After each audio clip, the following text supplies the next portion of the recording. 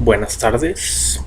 Hablaré en este video de lo que se trata mi exposición, las narrativas mediáticas, un tema con el cual la verdad me sentí muy identificado, disfruté mucho el investigarlo, encontré elementos bastante interesantes, digamos que me llevó a entender y a comprender ciertos detalles que de pronto no entendía la manera en que nosotros los seres humanos o las personas interactuamos con instrumentos como los medios de comunicación, porque finalmente nosotros somos o hacemos parte del planeta y digamos estamos participando con la televisión, que son elementos que transmiten los medios de comunicación. Pero bueno, para iniciar o hablar un poquito de lo que es el tema de las narrativas mediáticas, antes de eso hay que hablar de tres planteamientos que me parecen muy importantes, ¿no?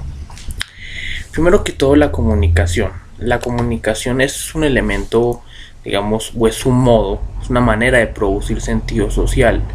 Afirma o transforma percepciones y representaciones, de conectar con promesas de futuro y de buscar las formas narrativas del mundo. ¿Sí? Segundo, los medios de comunicación han construido sus propias narrativas o formas de vincular y ritualizar el mundo de la vida. ¿A qué me refiero? Que estas narrativas se les denomina mediáticas, narrativas mediáticas, y expresan sobre todo como un deseo, un gusto y una urgencia social existentes en las sociedades, ¿no? Y tercero, las narrativas mediáticas producen o generan un gusto socialmente legitimado que viene determinado por la lógica del entretenimiento, que se hace espectáculo, pensamiento light, actitud new age y política reality. De esos elementos se hablarán posteriormente o más tarde, ¿no? Para hablar ya un poquito de lo que es el tema de la narrativa, de lo que es el vínculo entre las narraciones y lo mediático, vamos a dividirlo en dos. Nosotros los seres humanos somos herederos del impulso de narrar. Es de nuestra naturaleza casi que cultural e histórica, determinado por las culturas que deciden por qué es lo que merece ser contado y la manera de cómo o la manera en que nosotros queremos contarlo, ¿no? La misma identidad es narrativa. La narrativa actúa, configura memoria, anticipa futuro, provee identidad. La narrativa se encarga de articular lo que ocurrió en nuestro pasado para lo que ocurrirá en nuestro futuro. La narración se encarga de organizar, de ordenar, de articular, de significar el caos que habitamos y confiere origen, sentido, finalidad a nuestra experiencia. El narrar cumple distintas funciones. Impacta, sorprende, ironiza, muestra lo incomprensible, lo imprevisto, lo paradójico de la naturaleza humana. Explica el origen y los hábitos de los hombres y las características de las cosas. Transmite enseñanzas sobre este o el otro mundo. La narrativa se juega, se entretiene. El narrar explora con imaginación los mundos posibles, misterios del universo o a veces fantasmas de lo inconsciente, ¿no? El narrar puede generar las sensaciones de alabar lo que se considera que está bien, que está muy bien hecho, lo que es bello, lo que es extraordinario, pero también está dado para lo que hay que criticar, lo que no se considera que esté bien, ¿no? Lo que a lo mejor necesita hacer modificaciones. Y narrar también está dado para aquellas personas que buscan burlarse de los demás, ¿no? Narrar busca explorarse a sí mismos, muestra acciones emotivas, elementales o éticas, y muestra distintos procedimientos que, bueno, hacen parte de la vida, ¿no? Narrar tiene una serie de connotaciones bastante, pero bastante significativa para nosotros los seres humanos. realmente hace parte innata de lo que nosotros somos y nos comportamos día a día, ¿no? Es lo nuestro, ¿no? La narración, ya hablando de lo que es el tema de los medios, para vincularlo con la narración, cuando escuchamos de mediático, se nos viene a la cabeza lo que son medios de comunicación. Hoy por los medios de comunicación se pueden hablar de que hay periódicos, hay emisoras radiales, ahora con la aparición de las redes sociales y el internet, pero hay que focalizar que hoy por hoy el medio que sigue siendo el número uno, digamos, para gran parte de la sociedad y en específico en la sociedad colombiana es la televisión. Más tarde les hablaré por qué. Mientras tanto, quiero hablar un poquito de lo que es la narración mediática. Algunos elementos que me parece que es importante resaltar. Elementos, componentes y herramientas que hacen de la narración mediática un instrumento y un recurso fundamental para lo que es el tema de la comunicación, para lo que somos nosotros y queremos comunicar, manifestar y expresar nuestras ideas, ¿no? La narración mediática, lo que podemos considerar como seres humanos somos relatos que nosotros producimos de nosotros mismos como sujetos y culturas, ¿no? La cultura de narrar es nuestra salvación en los tiempos de la tecnocracia. Esta cultura es la que lleva a los medios de comunicación al centro de la vida, ¿no? Narrar desde lo mediático, usando los medios como vínculo, es una estrategia de seducción, de persuasión, una práctica dilatoria, un asunto de paciencia, una estrategia para mantenerse vivo. Aquí la importancia cultural y comunicativa de la narración, ¿no? Siempre lo que busca explicar la narración lo convierte en historias, por lo tanto se narra. Siempre se busca convertirlo en historias. Cuando se narra, se busca conocer más.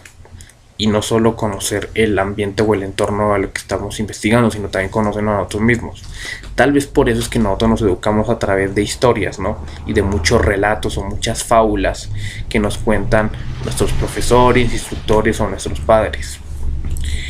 La narración mediática también implica o genera una forma de pensar, de comprender y explicar todo a través de estructuras dramáticas o de acción o de suspenso o un trama que capte la atención de la gente, ¿no? No hay narrativa sin cultura, es decir, sin leyes o sin convenciones. Entonces, son elementos que quería resaltar de lo que es la narración mediática, ¿no? Que me parecían importante. Hay un componente que me parece muy, muy, muy importante para resaltar y recalcar. Las narraciones mediáticas acuden al recurso de la estética, que tiene la capacidad de comprender y valorar todas las prácticas que son consideradas creativas de la sociedad. Asisten a universos electrónicos y definitivamente masivos. Los medios de comunicación como principal fuente de representación y alimento simbólico, y en nuestra época se caracteriza por una estética de lo inestable, lo excitable, ¿no? Por una búsqueda de las formas en las que, no sé, se asiste a la pérdida de la integralidad, de la globalidad, de lo ordenado, de lo organizado. Y todo eso a cambio de la inestabilidad, de las transformaciones culturales, sociales, políticas y de la polidimensionalidad, ¿no? Dentro de la estética se manejan unos elementos que, por supuesto, para las narraciones mediáticas no pasan desapercibidos. Es más, están ahí, son muy importantes. La repetición, ¿no? La repetición dentro de la estética es una estética, maneja un ritmo frenético, ¿no? Una variación organizada, mucha reiteración, mucha repetición de los relatos. También habla sobre qué es el placer de lo mismo. Siempre el ser humano le gusta recordar lo que le generó placer en el pasado y por supuesto, sobre lo que ya se conoce, eso genera placer a las personas o a los seres humanos. Eh, Variaciones que crean innovación sobre lo conocido, que es la repetición, ¿no? Esos son cuatro. El segundo, la velocidad. La velocidad en la estética y en las narraciones mediáticas se construye la expresión sobre la temporalidad. Intervienen la duración y los ritmos. Rapidez igual agilidad. Narrar en forma corta pero concisa. Narración en detalle y en fragmento. Hay que ser veloz, pero al mismo tiempo hay que ser conciso ahí, ¿sí? No hay que dejar ningún detalle al azar. Tercer detalle en la estética, que es un elemento de narraciones mediáticas. Tercer detalle estética, exceso. Busca darle un boom, escandalizar, darle una importancia suprema, ¿sí? Busca la excitación de las formas, produce una significación desafiante, por así decirlo. Lo estético se libera de lo socialmente correcto, ¿no? Muestra una estrategia de transgresión, ¿sí? Entonces se busca el exceso, darle una importancia muy suprema, ¿sí? Una trascendencia que supere los límites en muchas ocasiones, ¿no? Y que tal vez por eso es que se tiene tanto éxito en los medios de comunicación produciendo tanto contenido audiovisual o tantas producciones o tantas películas, ¿no? Tantos documentales que manejan algunos de estos elementos de los que ya hablo. Y por último, el cuarto, el monstruoso, presencia de lo que es deforme, desagradable, aberrante. Olvida la proporción, ¿no? Va muy vinculado en lo que es el exceso. Los medios de comunicación les gusta magnificar.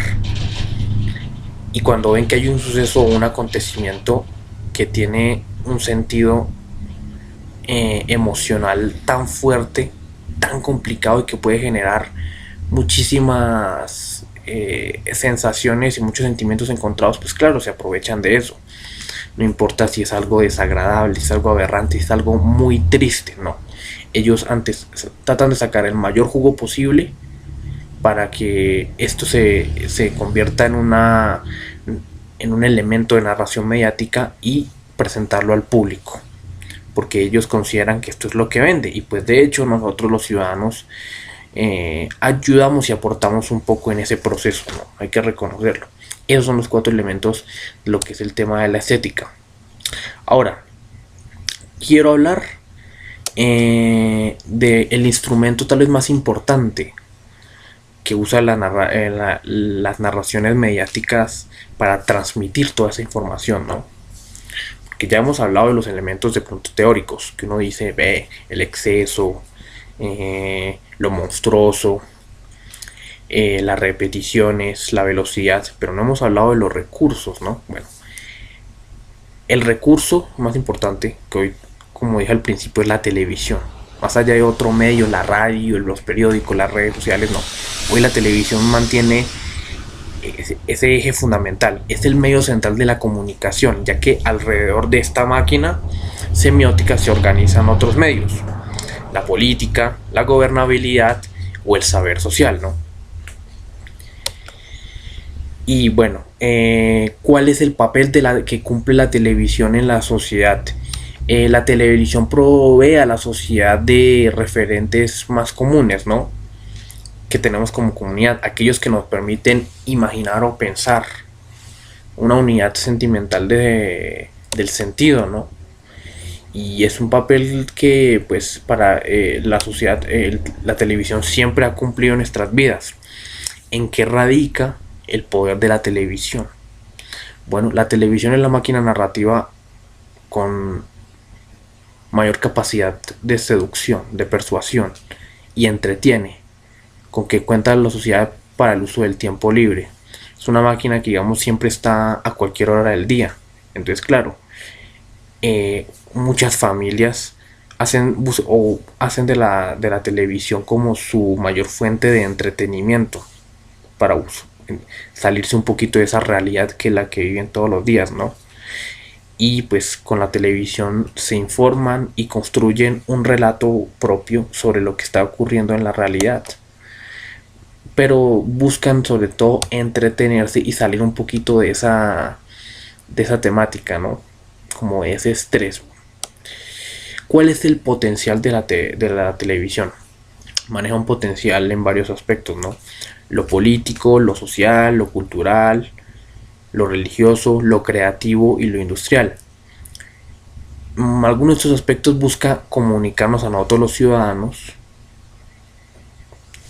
en muchas maneras, persuadirnos, entretenernos, pero seducirnos y querer captar nuestra atención a través de muchos elementos que usan, publicidad, telenovelas, películas, que muchos elementos que trata de usar la televisión como para captar nuestra atención y seducirnos y persuadirnos, ¿no?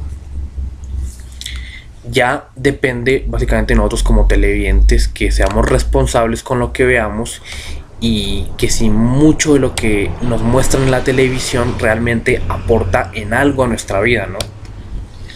Eso depende de la responsabilidad que nosotros tengamos referente a lo que haya con cuanto a contenidos en televisión, ¿no? Si nosotros no somos responsables y asumimos que mucho de eso es cierto y lo metemos en nuestra realidad, pues muy seguramente eso repercutirá para mal en nuestra vida, no solo por ejemplo para mí, sino también para mis hermanos, mis papás, mis futuros hijos. Todo depende de lo responsable que seamos a la hora de ver lo que observamos en cuanto a contenido, ¿no? ¿Cómo narra la televisión? ¿Cómo narra la televisión? La televisión como máquina narrativa, todo lo que toca lo convierte en disrupción, ruptura, competencia para poder generar sentimientos, muchas emociones, drama, suspenso, terror, acción, romance. Por lo tanto, la narrativa que se maneja en la televisión o la narrativa televisiva siempre buscará el conflicto, las estructuras dramatúrgicas que permitan comunicar el relato, ¿no? La narrativa televisiva también presenta, por supuesto, en estos contenidos presentan personajes, protagonistas, antagonistas, personajes primarios, secundarios, etc. Presenta también situaciones específicas, ¿no? De los cuales estos protagonistas y antagonistas hacen parte de estas situaciones. Y situaciones o conflictos que se repiten a través de la historia del ser humano. Porque, como decía al principio de esta explicación, lo que se repite o la costumbre brinda el gusto o la satisfacción o el placer. El placer está en lo que ya se conoce. Entonces, claro, se quiere volver a ver y supuestamente lo que se vuelve a ver genera placer para la persona que lo observa, ¿no? Genera mucho placer en la persona que lo observa. Y bueno, eso ya para muchos ciudadanos eso se convierte casi que en una costumbre, un hábito, y lo hace parte de su vida, ¿no? De su cultura. Y ya es muy difícil que eso se extraiga, ¿no? Bueno, para finalizar esta exposición, y qué pena por lo largo, ya vamos a completar 20 minutos. Al principio hablé de lo que iba a significar la lógica del entretenimiento. La lógica del entretenimiento maneja pues tres elementos fundamentales, ¿no? En lo que es las narrativas mediáticas, o sea, cumple un papel súper importante, ¿no? El entretenimiento que está dentro de las narrativas mediáticas celebra mucho lo que es la ligereza, el lenguaje envolvente, la superficie lúdica, lo mundano, lo estético. Pero a veces lo que es mundano o estético o divertido no necesariamente tiene que ser culto, no. Lo divertido a veces resulta perezoso, facilista. La superficialidad, la supuesta belleza física, que a través de la belleza física o el dinero se puede conseguir cualquier objetivo, cualquier propósito. Entonces, bueno, la lógica del entretenimiento maneja tres elementos fundamentales que, digamos, converge lo que yo acababa de decir, ¿no? La superficialidad y eso. Primero, la actitud New Age. Por ejemplo, lo que ha surgido últimamente. Los libros de autoayuda dicen que Dios siempre está conmigo, que la verdad está en mi interior. La nueva era es una pausa en la era de la velocidad, interviene la flexibilidad, el flujo de las emociones, del entretenimiento para producir cierta estabilidad. La ideología de la felicidad fácil y a domicilio promete que es posible creer en uno mismo sin pensar. Esto contribuye no solo de pronto los contenidos televisivos, sino también de pronto los medios que se brindan a través del internet o los medios físicos, los libros, que digamos hoy por hoy se escriben telenovelas, relatos de ciencia ficción, de acción, que pues captan la atención de la gente. Y como están los precios están súper económicos para eso, pues la gente los adquiere. Entonces, claro, buscar es entretenerse con algo que les genere placer, ¿sí? Que no manejen un lenguaje más bien técnico, sino un lenguaje relativamente sencillo de aprender, que no les implique tanto pensar o analizar o conocer de muchísimas cosas, etcétera, ¿no? Ese por un lado, ese fue el primer elemento. Recordemos que son tres, ¿no? Tres. El segundo, la política reality. Vigila la lógica del entretenimiento. Hoy, por ejemplo, el sistema político se ha convertido en un concurso de elegidos y eliminados. El tema de la política en nuestro país, ¿no? El reality es como la democracia. Privilegia la convivencia de las diversidades, normas colectivamente aceptadas. La gente puede participar en la toma de decisiones de la comunidad ficticia. Documenta acerca de una sociedad que actúa en función de los criterios emocionales del momento, criterios que se hacen colectivos en función de la eliminación de la diferencia, de quien no nos gusta y piensa diferente. Solo que la democracia debería ser algo más que un instantáneo estado emocional. Un ejemplo de la política reality. Uribe, por ejemplo, Álvaro Uribe hace política reality.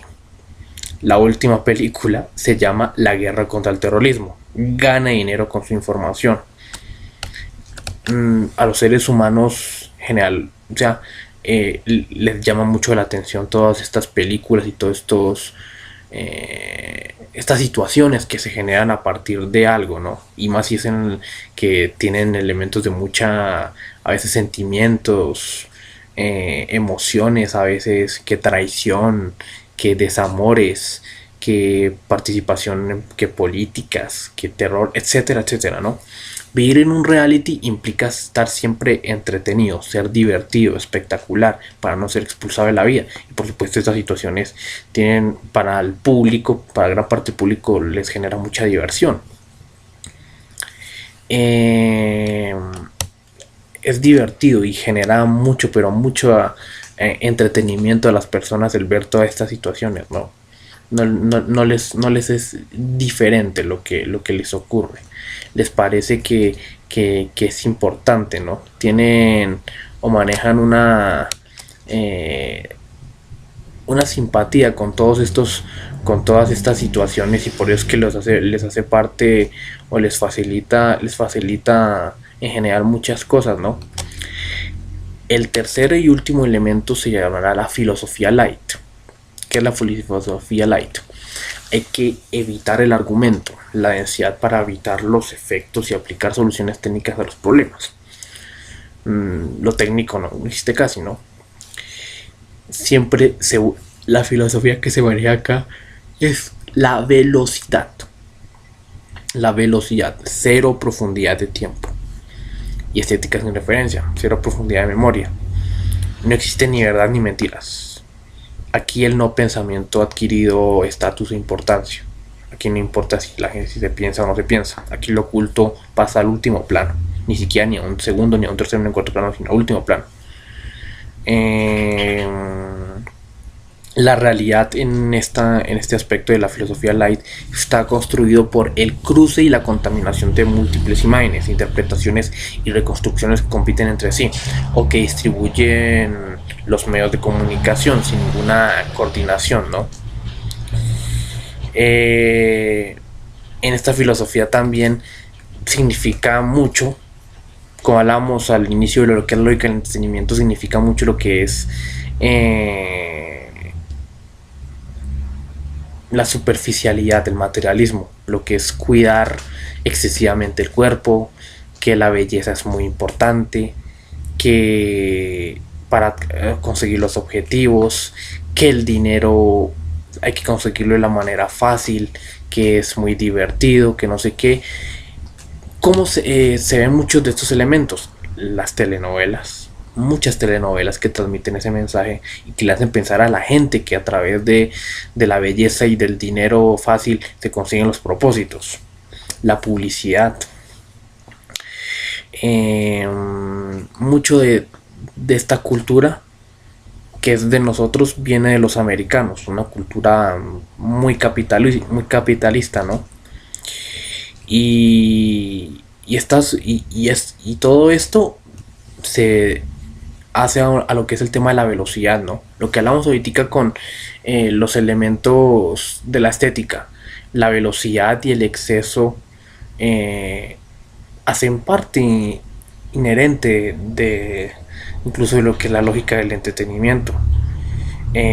Lo monstruoso, todo, absolutamente todo lo que se muestra, los excesos en cuanto a bellezas, en cuanto a la belleza es, por ejemplo, mujeres que se mandan a operar para mostrar más sus atributos y no mostrar otras cosas, creyendo que con eso van a conseguir sus propios objetivos. Las industrias o los medios de comunicación proponen eso, ¿no? Que las mujeres se tienen que operar y que solo operándose pueden alcanzar ese objetivo. Y en muchas ocasiones pues, ese mensaje llega directamente a las más jóvenes o a los más jóvenes y inician una carrera considerando que es la única manera de conseguir la felicidad o conseguir un objetivo, que no debe ser así. Y pues tristemente, digamos, en ese sentido es lo que ofrece los medios de comunicación, ¿no? En cuanto a temas de narrativas mediáticas.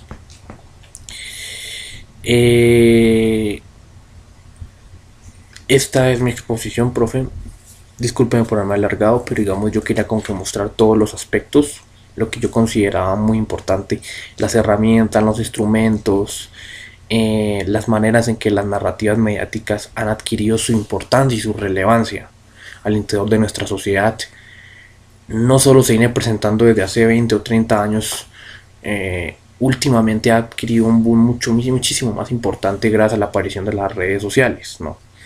Entonces, claro, todo esto se ha vuelto mucho más importante y por supuesto los medios de comunicación le siguen sacando más y más jugo a las narrativas, porque a través de las narrativas pueden construir sus propios elementos de producción para persuadir y seducir al ciudadano. Y cuando se persuade al ciudadano capta su atención, y cuando se persuade al ciudadano alcanza su objetivo para adquirir mayor interés, para poder tener un mejor rating para su empresa y tener resultados, no importando el cómo ni el por qué, ¿sí? El fin justifica los medios, y esto lo aplica muy bien al poder de los medios de comunicación a través de distintos temas de narrativas, ¿no? Ojalá que alguno de estos enfoques para bien mejoren, porque para nuestra sociedad, y esto es como conclusión, para nuestra sociedad merecemos mejores contenidos de narrativas mediáticas, que podamos realmente aprender de lo que estamos observando y no necesariamente todo tenga que ser a través de producciones o producciones que generen solo violencia,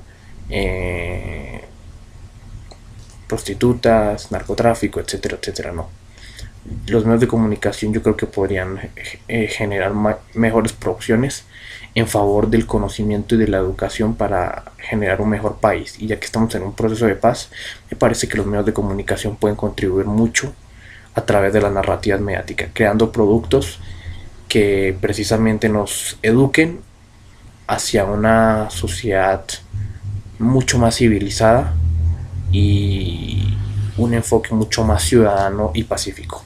Gracias, profe, por su atención. Qué pena por lo largo, ya casi media hora de exposición, pero le agradezco mucho yo. Un abrazo y que Dios lo bendiga, profesor. Y esta es mi exposición.